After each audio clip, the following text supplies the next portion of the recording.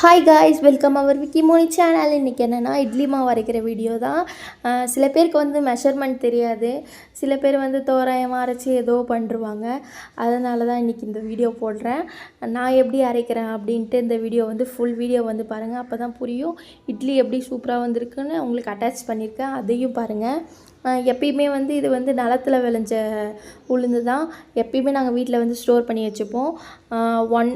ஒரு 1 இயர் வர வரைக்குமே ஸ்டோர் பண்ணி வச்சுப்போம். அப்போ தான் எப்பயுமே நம்ம இட்லி டின்னருக்கும் சரி, மார்னிங் டிஃபனுக்கும் சரி இட்லி மாவுக்கு தான் இது பண்ணுவோம். அதனால் இட்லி மாவு அரைக்கலாம் சொல்லிவிட்டு இன்றைக்கி இட்லிக்கு தான் ஊற வச்சேன்.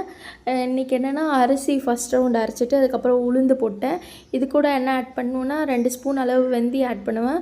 அது வந்து நம்ம வந்து அப்படியே சாப்பிட முடியாது. என்ன சொல்கிறேன்னா வெந்தயம் தான். வெந்தயம் வந்து இது கூட ஆட் பண்ணால் கசப்பு தன்மை இருக்காது, எதுவுமே இருக்காது. மாவோட ஆட் பண்ணால் அது வந்து குளிர்ச்சியை தரும். வெந்தயம் எப்பவுமே வயிற்று வலிக்கு அப்புறம் வந்து குளிர்ச்சியை தரும். அதனாலே வந்து வெந்தயம் இதில் மாவில் வந்து மோஸ்ட்லி ஆட் பண்ணி மாவு அரைங்க, அது வந்து சூப்பராக இருக்கும். இந்த உளுந்து மாவு அரைக்கிறப்ப தான் ஒரு நல்லா பந்து போல் வரணும். அடிக்கடி வந்து நீங்கள் வந்து அந்த இது பண்ணி விட்டுட்டே வரணும். மாவரைக்குள்ளே கையை வச்சு இது பண்ணி அந்த நல்லா பேஸ்ட் ஆகிற வரைக்கும் அது கூட மாவு அரைக்குள்ளே பண்ணிகிட்டே வந்தால் தான் நல்லா இந்த மாதிரி பூ மாதிரி இட்லி வந்து வரும். சில பேர்லாம் இட்லி சுடுறப்ப நல்லாவே இருக்காது. இது வந்து சூப்பராகவே இருக்கும். மல்லிகை பூ மாதிரி சொல்லுவாங்களே, அந்த ஸ்டேஜ் மாதிரி சூப்பராகவே இருக்கும்.